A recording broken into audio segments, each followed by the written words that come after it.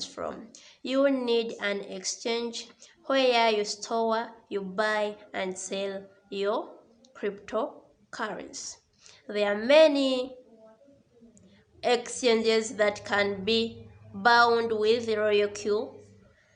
For example, we have Binance, Huobi, Kraken, Inodex, and others.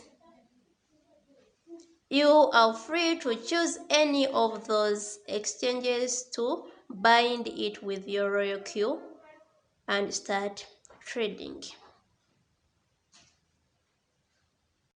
So we bind royalq to exchanges such as Binance through API binding, that is to say, application programming interface, which enables the two applications to talk to each other. After binding your robot to the exchange, you are good to start trading.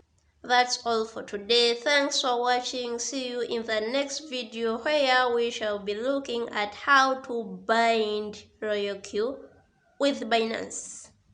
Bye bye. If you